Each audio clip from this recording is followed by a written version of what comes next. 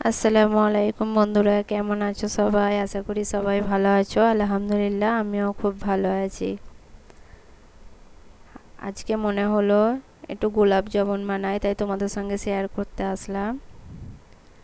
ভিডিওটি যদি ভালো লাগে অবশ্যই লাইক, কমেন্ট, শেয়ার, সাবস্ক্রাইব করে পাশে বেল আইকনটা অন করে দেবে। আর যদি ফেসবুক থেকে দেখে থাকো তাহলে পেজটি ফলো দিয়ে রাখবে। ভিডিওটি পুরো দেখার জন্য অনুরোধ রইল। একটা কড়াই নিলাম, 3 চামচ ঘি দিয়েছি। ঘি দেওয়ার পরে আমি এখানে 1 বাটি দুধ, 1 বাটির একটু বেশি দুধ দিয়েছি, আর 1 বাটি সুজি দিয়েছি। যে যেমনভাবে যতটুকু বানাবে মেজারমেন্টটা সেই হিসাবে করে নেবে। এখন সুজিটাকে ভালোভাবে শুকিয়ে নেব কড়াইয়ে। আমার সুজিটা হয়ে গেছে খামির করা। এবার আমি সুজিটাকে ঢেলে নেব। সুজিটা এখন ঢেলে নিয়েছি। এখন আমি এতে 1 চামচ কর্নফ্লাওয়ার দেব, আর 1-2 চামচের মতো ঘি দেব। দিয়ে ভালোভাবে খামিরটাকে আমি মাখিয়ে নেব। ভালোভাবে আমি মাখিয়ে ভালোভাবে সফট করে নেব একদম খামিরটাকে।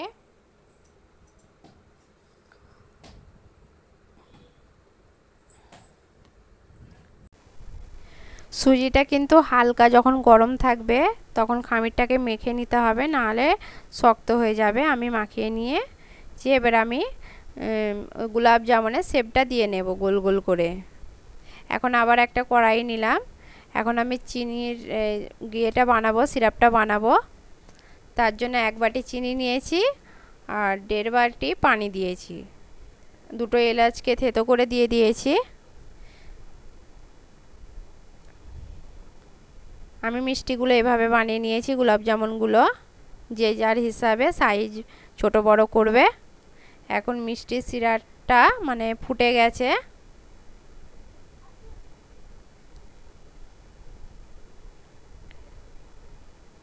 বেশি ঘন করা যাবে না, হালকার মধ্যে, খালি একটু চিটচিটা ভাব আসলে তখন বন্ধ করে নেবে।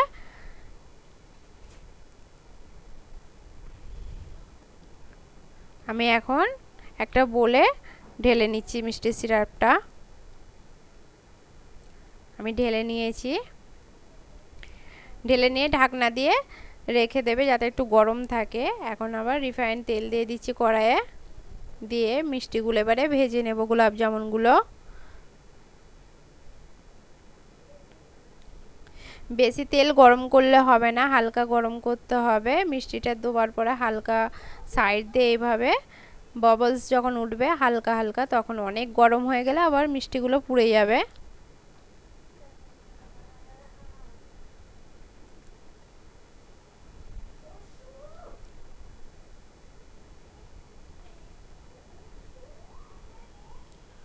সঙ্গে সঙ্গে নাড়বে না, সঙ্গে সঙ্গে নেড়ে দিলে ভেঙে যাবে। আমি একটু নেড়েছিলাম, আবার 2-3টে মিষ্টি একটু ভেঙে গেছে।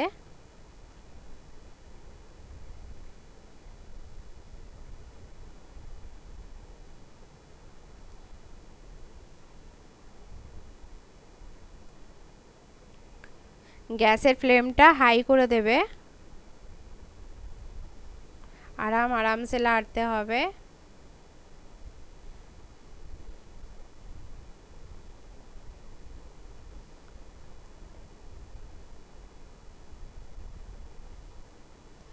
ভালোভাবে লাল লাল করে মিষ্টিগুলো আমি ভেজে নেব।